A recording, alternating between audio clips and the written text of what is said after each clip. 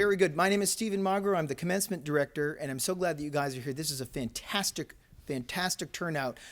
Everything that you're going to see and hear today is going to be posted on the web. And so for those of you ready to furiously take notes and really keep your eyes down and buried, I would recommend to you to keep your eyes up, be present, focus, ask questions, and really make the most of this time. You can always go back and view it online later. Okay, so I really, really want to underscore that.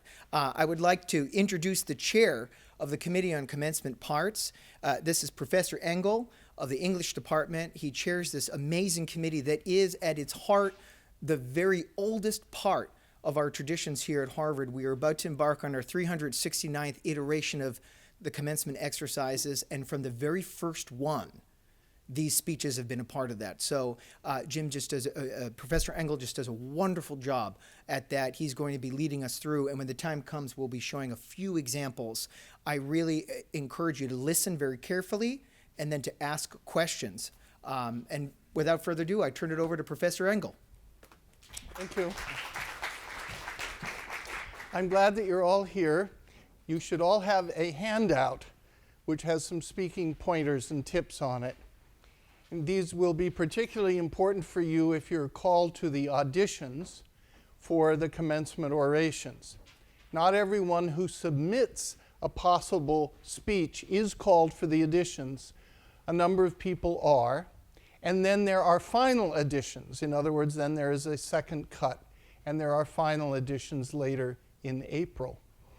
You have on the website all of the pertinent information regarding the schedule and deadlines. I wanted to make a few remarks just about the addresses themselves, and then I wanted to answer any questions that you might have. The commencement addresses are extraordinarily important. Thousands of people listen to them live, tens of thousands. They are broadcast, they're archived. Some of them later get published. They represent all the degree candidates at the university, and in a sense, they represent the university as a whole. Now, what kind of address might you give? That's a natural question. If you've already looked at some of the examples on the website, you'll have an idea. And I hope if you haven't, that you will. But I wanted to outline at least two distinct possibilities, though there may be more. You'll see from some of these addresses that people tell their own personal story to some degree. This university is filled with remarkable individuals, and many of them have had a special odyssey in getting here and getting through their degree program and looking toward the future. So some of the addresses that we've had in the past actually tell those stories. But in doing so, they usually focus not so much on the person themselves, but on something they have learned or encountered along the way in that journey. So that the story becomes not so much about them as it does about something they learned, some encounter they had, some meaning that they discovered in their journey. So that's one kind of address that we've often had. Another kind that we've often had, and they overlap, they can, is someone who picks out a particular experience or intellectual point or emotional experience that they have had, or intellectual and emotional experience that they've had while they have been studying and living here. It doesn't have to be academic. It doesn't have to relate to one's subject or degree, though it certainly can, and in the past at times it has.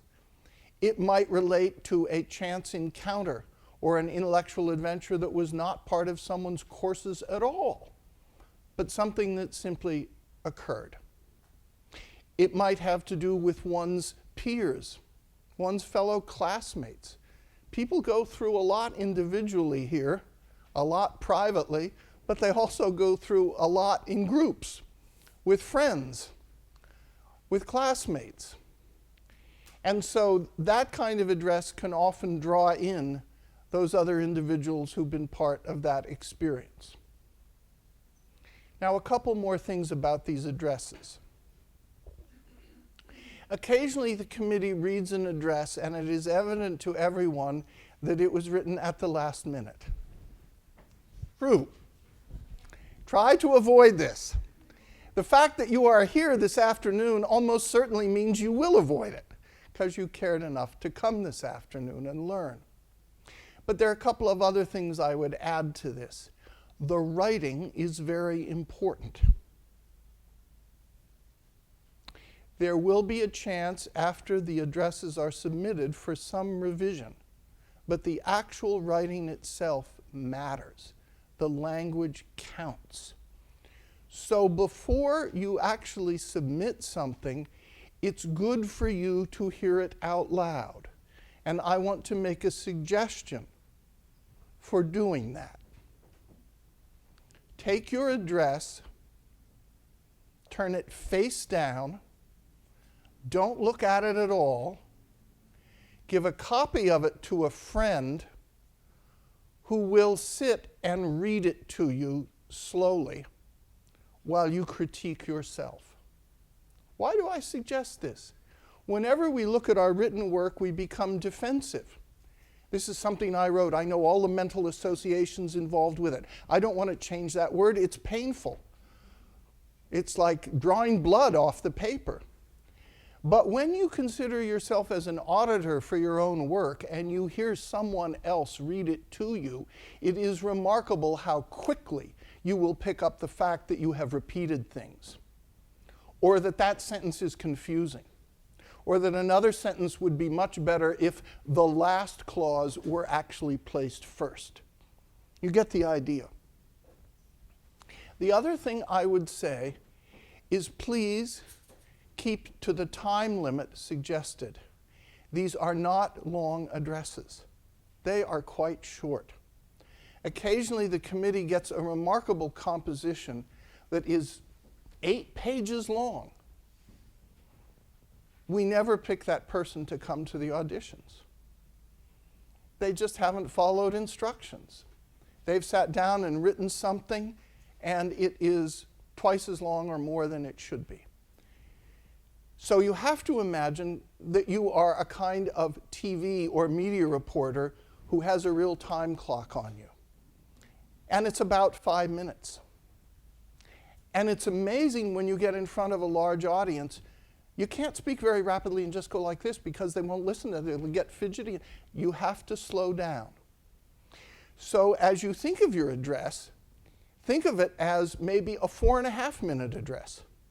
Some of the most effective addresses that we have given have been a little on the short side rather than on the longer side.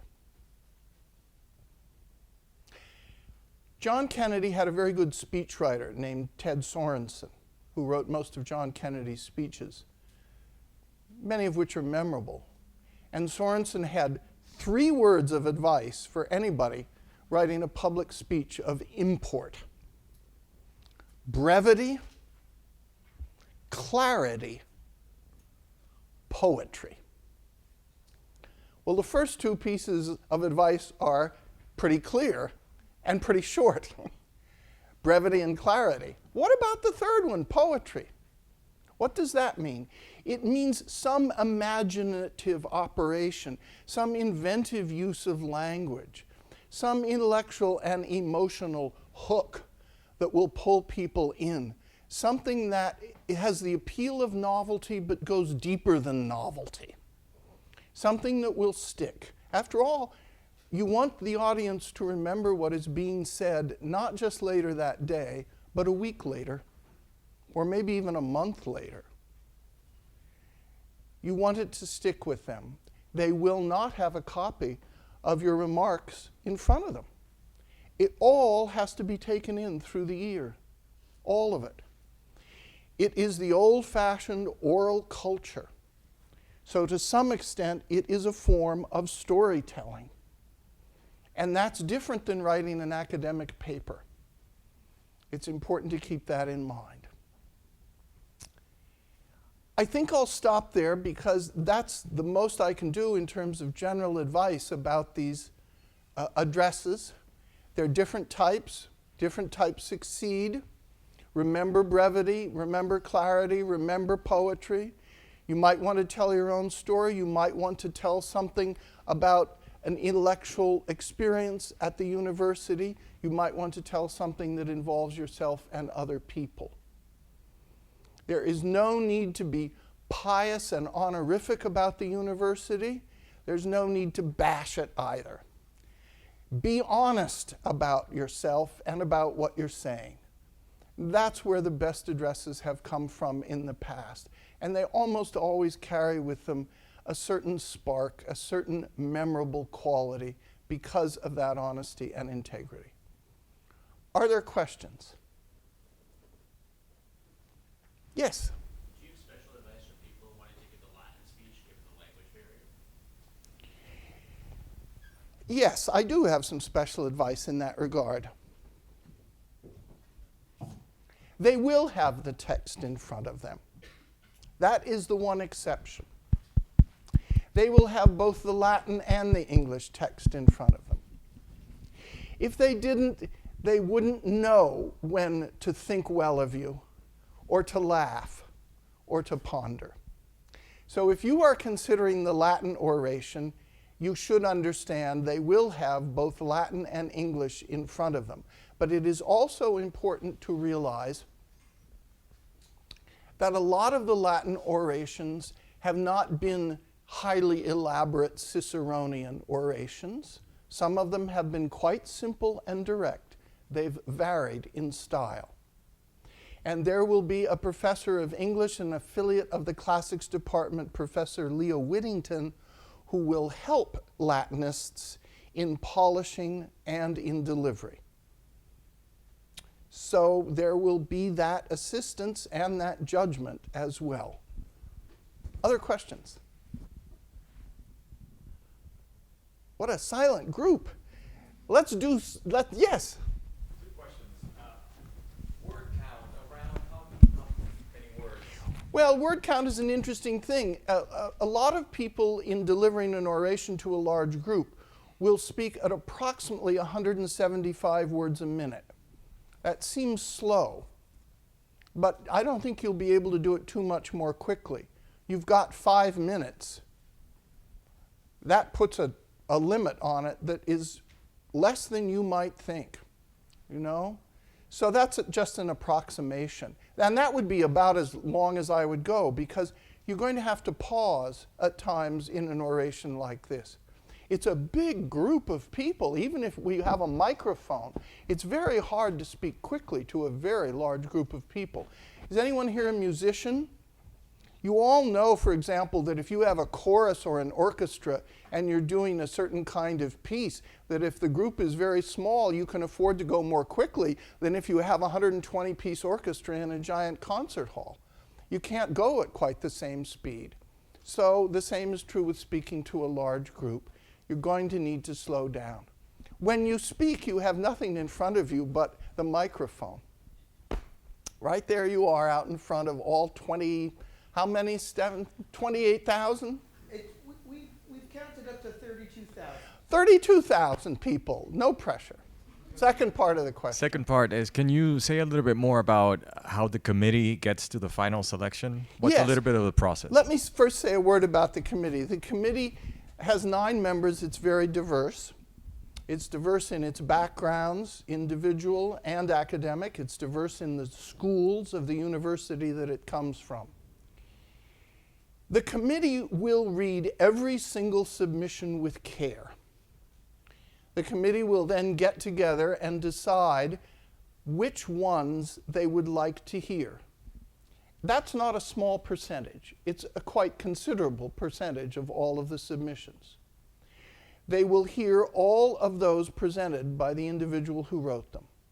Then the committee will deliberate and decide what smaller group they would like to hear again.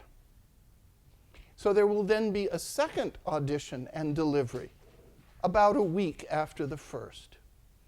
Then the committee will make a final decision. The decision is never an easy one. And I should say now that sometimes people who have a very fine address are not picked. They have a very fine delivery too, and they are not picked. Why? Because we can't have 2 Latin addresses or 2 graduate English addresses or 2 undergraduate English addresses. And sometimes as chair of the committee, I've suggested to people that I hope they find another venue for their address. So if one is not picked, the last thing one should think of is, oh, it's a failure. My last thing I did at Harvard was a failure. I didn't get to address the commencement.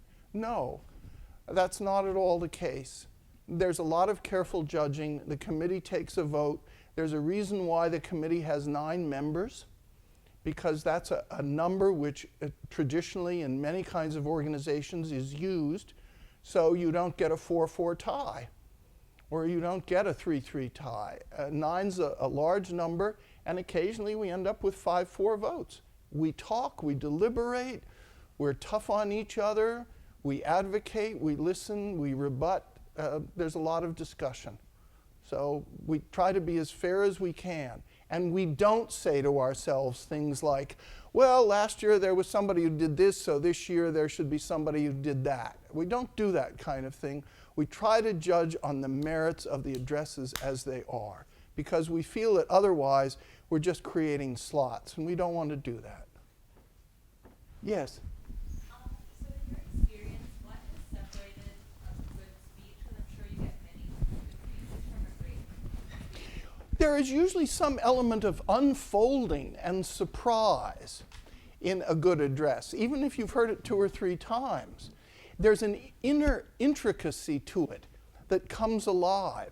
There's something unexpected in it. There's something to some degree unpredictable, but not sensationalistic. You know, it doesn't kind of hit you in the face like that, but it dawns on you in a powerful way. That's one quality, I think, which is important. The very nature of the language matters. That doesn't mean it has to be highly elaborate or highly poetic. It means that there's some quality of the language which by its internal construction within the piece itself calls attention to it in a good way. Those are qualities which are not easy to come by, but I think many of the addresses have them. And then ultimately, delivery matters a lot. So occasionally, there are very good speeches submitted, and someone comes to the audition and they address everyone like this. And they say, I would like to give a remarkable speech to you and some good advice too. Well, it's very hard to understand how that kind of address is going to go over. Occasionally, though, the committee thinks if an address is remarkable enough and the delivery is not quite up to par, that the committee will have that person audition again, and then if a person like that is selected, there will be coaching. There's coaching of everyone. And Erica Bailey, is Erica here? No. Erica Bailey works for the American Repertory Theater, and she is a voice coach. And Erica works with people, and I teach a course on rhetoric and public speaking, and I work with them too. Other questions? Yes? So you spoke about the do's of the speech. What are the don'ts? What kind? Oh, the don'ts. There are many don'ts, I suppose. Don't be hackneyed and trite and cliched. There are many things that are said at commencements over and over again. We don't need to hear them again. There are many platitudes, which no matter how you dress them up, still sound like a platitude. If a speech becomes predictable, it's like a movie that's predictable. You get tired of it 2/3 of the way through, and you turn to your friend and you say, I bet I know how this ends, and then you turn out to be right. So those are some important don'ts. I would also say occasionally there are certain things that seem to pop up again every year in these speeches, like quoting certain things from the Dexter Gate, like enter to grow in wisdom, things like that. No, those are not original, however much they might strike one as being important. They are so much in the atmosphere of the place that it does not seem to make sense to repeat them on this occasion. It's a special occasion. It should call for some special thought rather than for a reheating of something that's already there. So I would say that's one of the reasons why an address like this really takes some reflection to compose. Because my tendency, if someone asked me to write a commencement address, I bet my first tendency would be to sit down and write something that is pretty trite, that has been said at commencements lots of times before because of the occasion. And you can imagine all of the associations that are so common, you would just fall into them. So you need to step back and you need to think of an angle of vision which is different. You don't have to speak about commencement. You can speak about Harvard, but you don't have to speak about it in any usual way. So I would say the don'ts are, the first rule in any writing is avoid boredom. And I guess the second rule would be avoid predictability, which is a similar, though not an identical rule. Those are the big don'ts. And if you write a speech which has language in it that is unclear, so occasionally the committee will read something, we'll sit around as a group of 9 people, and someone will say, what does this sentence mean? And someone else will say, I don't know, could you figure out? And someone will say, I couldn't make heads or tails. When you have 9 people saying they couldn't figure out what a sentence means, that's trouble. That's why I suggest that you have a friend read it to you out loud before you submit it without your looking at it. No crutch of looking at it. Just hear it. Let's play, yes, one more question, then we're going to play one of these addresses. Hi, I'm Rita. I'm from the college. Yes. And my question is, could you advise us on balancing the storytelling aspect of the speech versus the message and the call to action? I can't really say there's a formula. The story has to have a kernel in it which is quite remarkable. I've seen it varied all different kinds of ways. You'll see some examples that we'll play, and you can go to the website and play them for yourself. The story has to be something which is compelling, obviously, but it shouldn't get to the point where the audience is going to say, well, this address is simply about this person. It needs to be about something a little larger. And that can be by the context, it can be by the delivery, it can be by the elements in the story that are highlighted. I'd say there's no particular formula. The most important thing is to write what you care about and try to get the point across to the audience in the most effective way that you know how, using the clearest, best kind of language.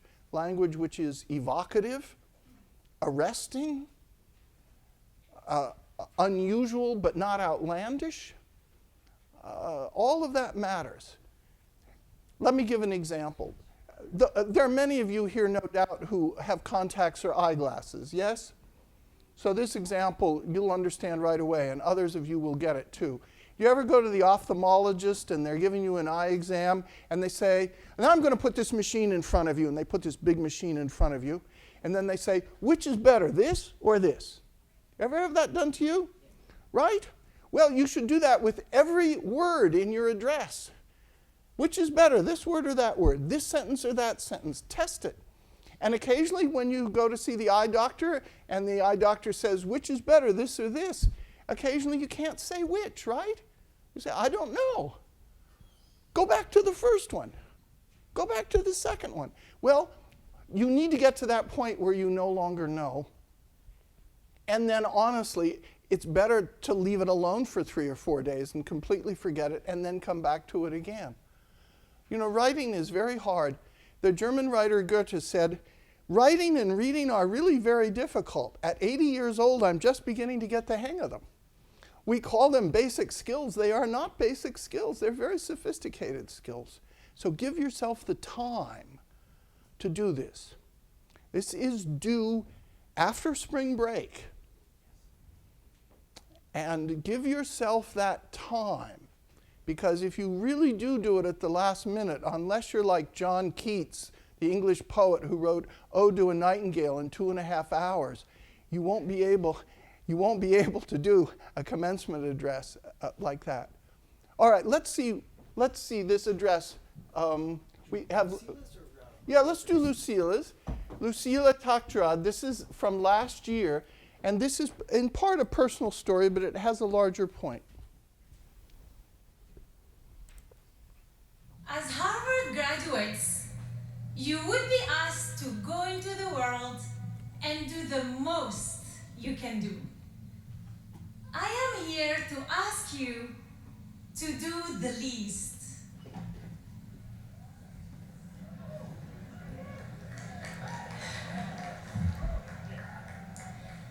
I grew up in a small village in Algeria. Every Friday, my sister and I had our weekly shower at the public bath. We didn't have running water at home. On winter nights, we cuddled against the cold because our heat was cut off. And on some days, we hid our hunger in order not to worry our parents. When I was 7 years old, my country plunged into a bloody civil war. Every night, I prayed to God that tomorrow there would not be an empty seat at our dinner table. On one hot summer day in 1994, my life was changed forever by a man whom I never met, do not know, and can never thank. My mother was at the local market when she noticed a chaotic gathering. Wading into the crowd, she learned that the French government was allowing some Algerians to find refuge from war. All you had to do was write your name on a list. My mother desperately wanted to sign that list. That list might promise her daughters a better future. But there was one problem. My mother was illiterate. She did not know how to write her name, Fadila Takjarat. Dejected, she walked away. A man noticed her and ran after her. He got my mother's name and wrote it down on the list.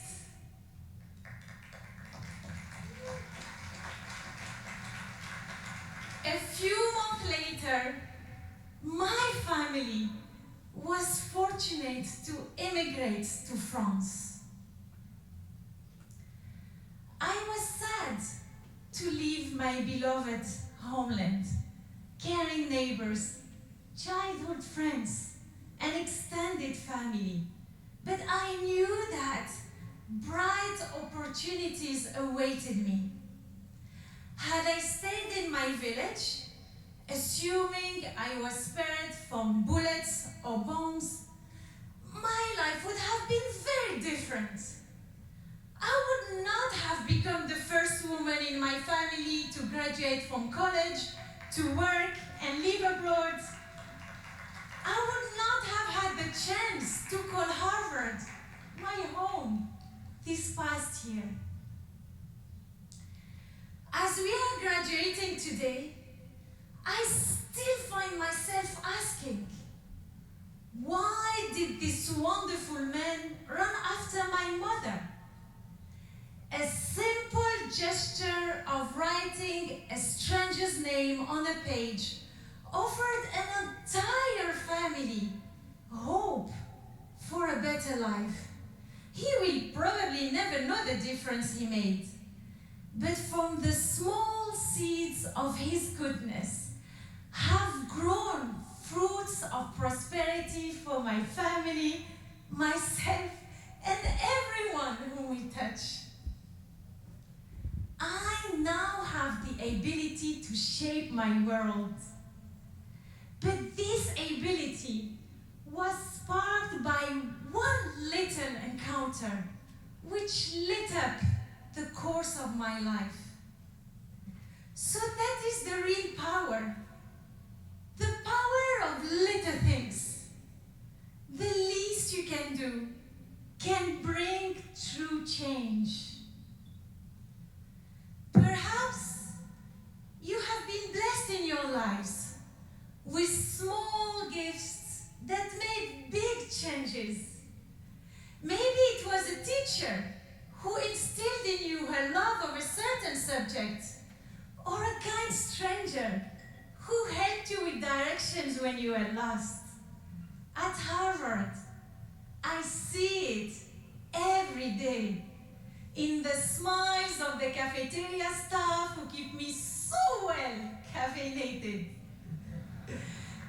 And in ad hoc babysitting circles, small things, such small things. But from these small things grow inspired people, lasting friendships, and stronger communities. When one person thanks another, the second person often replies, "Oh, it's the least I can do." Because often, the least you can do can be more than enough. You don't need to move mountains.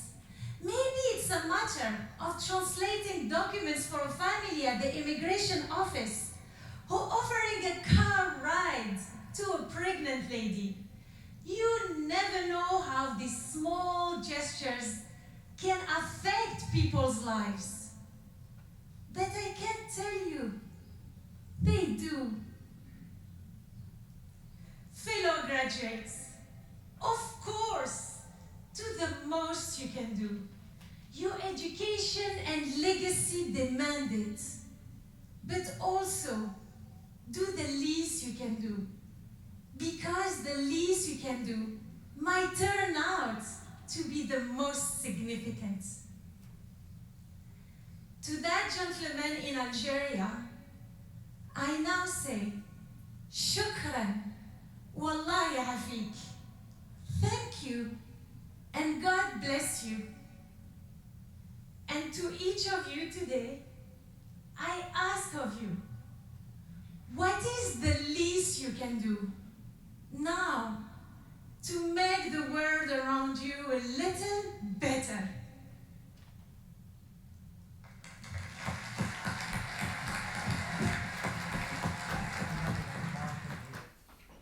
Let me just comment briefly on that. The delivery is quite marvelous. This is someone whose first language is not English, I think not even her second language English. But the delivery is very powerful.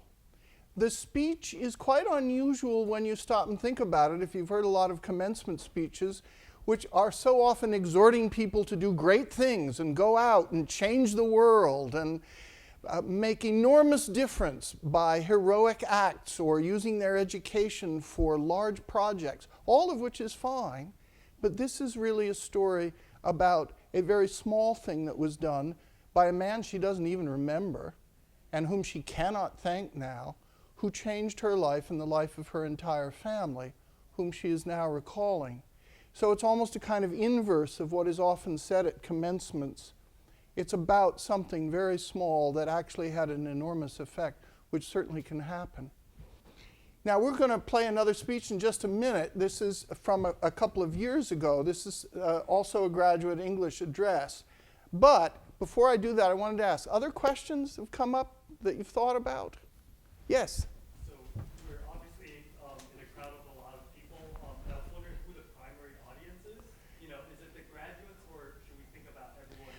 You really should think about everyone.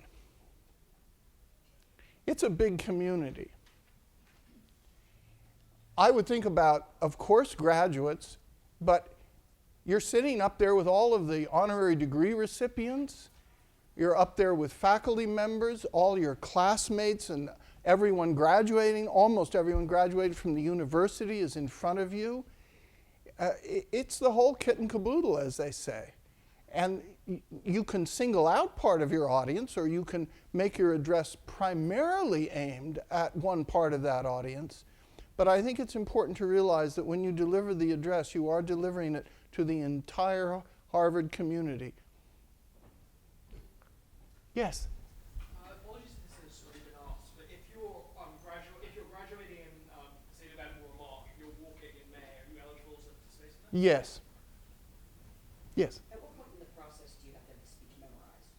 You do not have to have this. This is a very good question. You do not have to have the speech memorized on the first audition. In fact, it's probably bad to have it perfectly memorized on the first audition. Because if you have it perfectly memorized on the first audition, then if you start making some changes, it can mess up your memory. I've seen it. So what I would advise is, if you're called for the first audition, have the speech be quite familiar to you. If you're called for the second audition, have it be even more familiar, but maybe not perfectly memorized. You will be permitted to have it in front of you on both auditions. On the other hand, if you're constantly looking down at it and stumbling over it, it wouldn't sound as if you would end up making a good address. Does that make sense to everyone? It's a very good question. So to repeat, you do not have to have it memorized for the first audition, but rather have it be very familiar to you. For the second audition, if you're called to it, even more familiar. But there will be a month after the second audition to memorize the address perfectly. A month. Yes? Our intervention happens in the middle of a series of remarks. I was wondering if in the past there had been some overlaps or some redundancies in the messages that Well, the committee doesn't want to choose 3 messages that have a lot of overlaps. So that is a consideration. It's just, you wouldn't want to have a program in which 3 people were essentially saying the same thing, only 3 different ways. Now that doesn't happen. One doesn't usually get 3 really good addresses that more or less are saying the same thing in the same way. So that is a bit of a consideration. But I think for anyone preparing an address, it should be 0 consideration. Because you can't know what other things are being submitted. There are a lot of them. And you can't know which ones the committee is going to end up thinking are really the good ones or not. So I would not give that a second thought. Let the committee worry about that. And the committee honestly doesn't worry about that a great deal. You know, if they're 2 very identical addresses and they're both very good, then maybe the committee has a quandary. But let the committee solve that. And I can't even think of that happening recently. So I put it out of mind. You know, you have dozens of people competing for each of these addresses except the Latin address. The Latin address sometimes has only, half a dozen people competing for it. There was some other hands up. Yes? To that last point, about how many submissions do you get on your first pass versus the second audition? Well, there is only one time for submissions. Right. And the number of submissions we get for the undergraduate English might be, what do we have, 50, 60? Yeah, about that. And for the graduate English, it's usually more. It's usually somewhere up around 75 or 80 Yes. or more. Even upwards more, yeah. We do a lot of reading. And we do read them. Everyone in the committee gets a PDF, and we go through them. So it's a lot. We've had especially a lot from the graduate English. And I would encourage anyone from the college who's here to make sure that you, if you feel you all can, to submit an address. Because Sometimes students in the college have been writing theses and studying for final exams. Not that people don't do that in other schools, but there seems to be something about spring break in the college that lets loose some animal spirits rather than sitting down to the desk to write a commencement address. And they are due very shortly after spring break. So I would encourage anyone in the college to submit one. But there are a lot. The simple answer is dozens. Yes?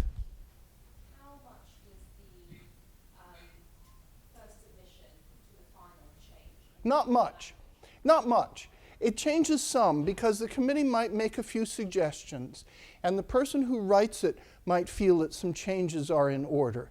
But we do not have completely rewritten addresses. We do not have a submission and a final where it's hard to tell the relation between them.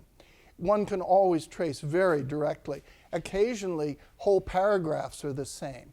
Sometimes it's a matter of word choice or emphasis or anecdote, things of that nature. But the amount of change is relatively small. In order to be selected for an audition, an address has to be good to begin with.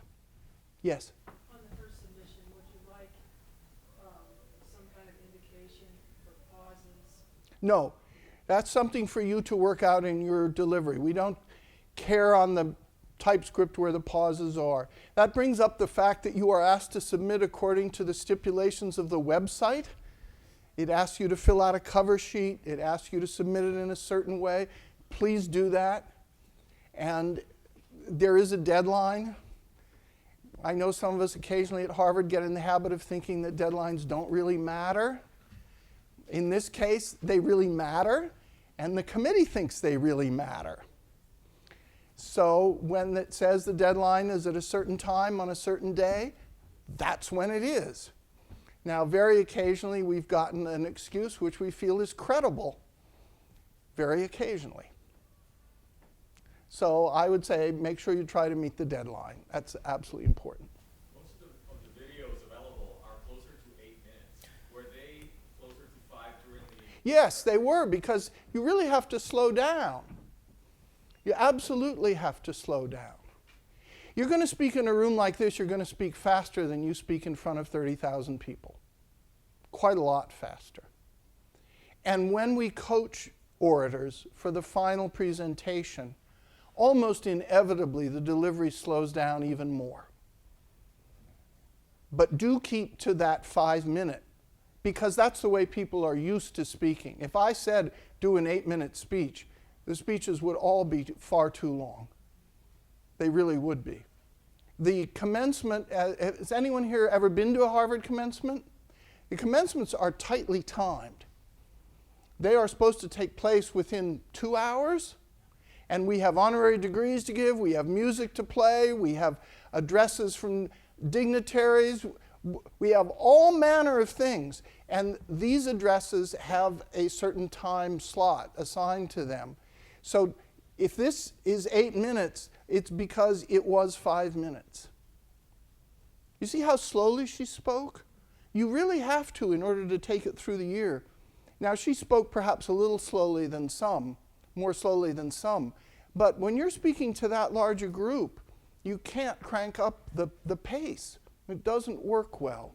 For one thing, you have all these speakers all over Harvard Yard, and they reverberate some.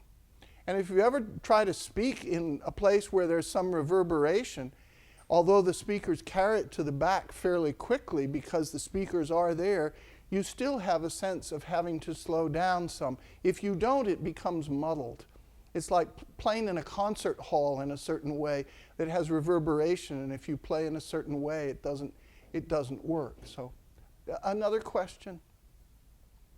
Let's see another address. This is from a couple of years ago.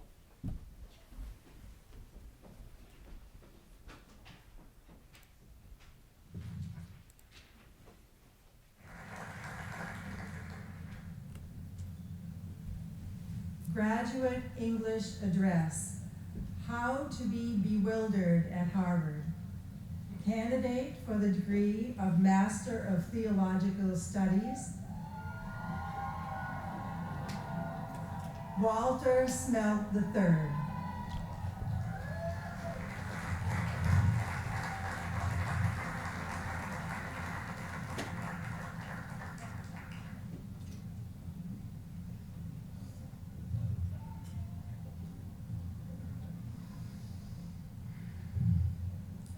To get into Harvard's Widener Library, you first climb a huge, imposing set of steps.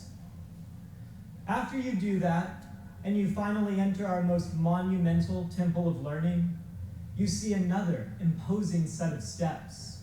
And if you're me, you pause, because you're winded. The whole ordeal feels like an architect's heavy-handed attempt to teach some lesson, like, knowledge is hard. Anyway, once you catch your breath, you climb the second set of steps to find, at the top, a Gutenberg Bible. As you probably know, the Gutenberg Bible is the oldest example of a book made with a printing press, a revolutionary information technology. As you probably don't know, I love books. The most exciting part of coming to Harvard, for me, was getting the library card. Because if you love books, this is a good place to be. In fact, I'll tell you how big our collection is here. The librarians aren't even sure how many books we have that are bound in human skin. They think probably just one. But if you don't know how many human-bound books are in your library, you have a lot of books. Of course, I don't just love the physical books. I love what's inside them. In particular, I love literature and sacred texts, like the Gutenberg Bible. So in order to study them, I came to Harvard Divinity School, which turns 200 this year.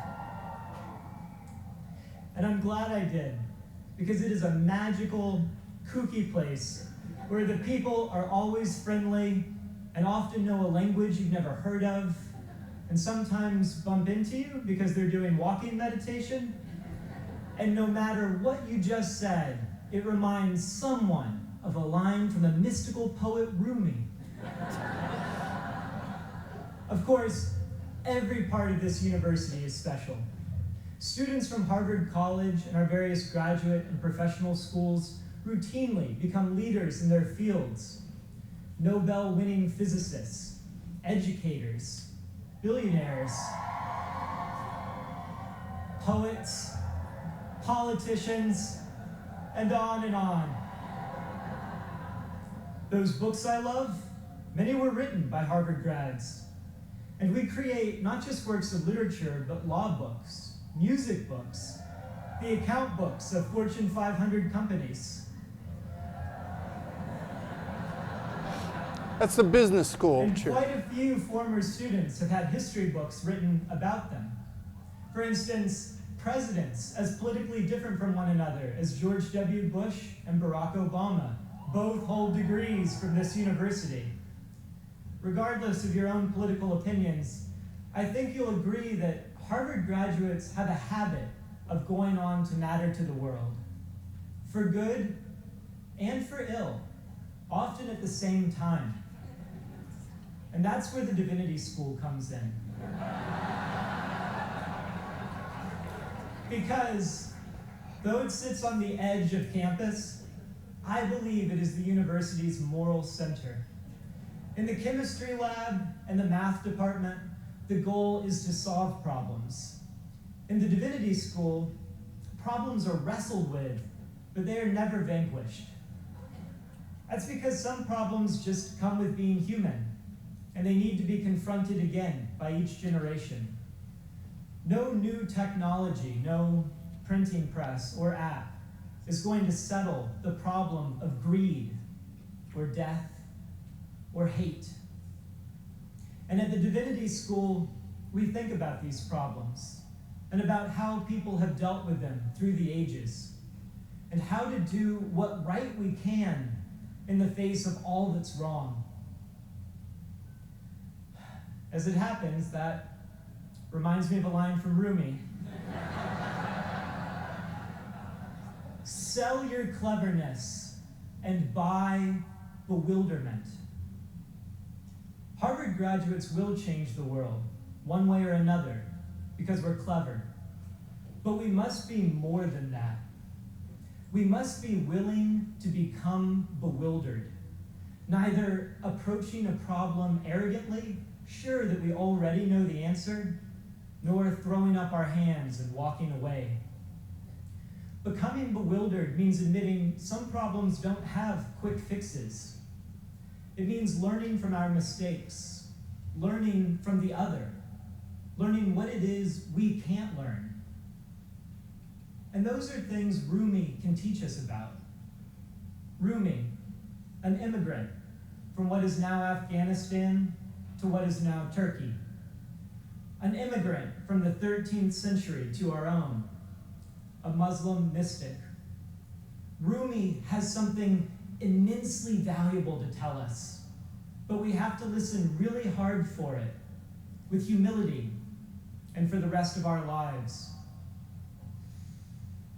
Be proud of what you've accomplished here, but know that it's only the beginning. Earlier, I mentioned the lesson of the Widener steps. Well, after a few years here, I'm sure you'll agree that knowledge is hard. But wisdom is even harder.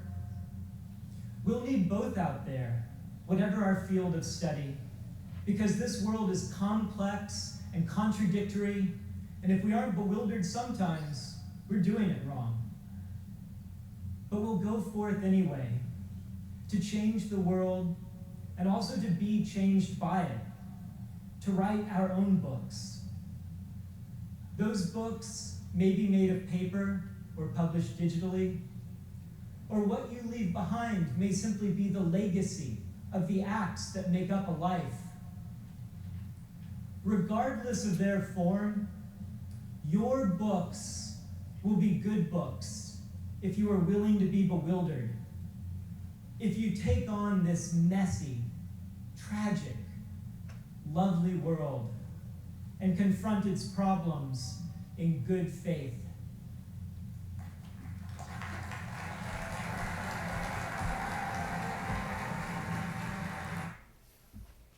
Well, that was a serious address that managed to carry its seriousness a little lightly, and I think for that reason succeeded. Are there other questions? I'm very glad to answer any questions individually. I'll stay here for a little while. And if you have any questions that occur to you later, please feel free to email me. I think the website has my email on it, so use that and I'll answer them. Thank you.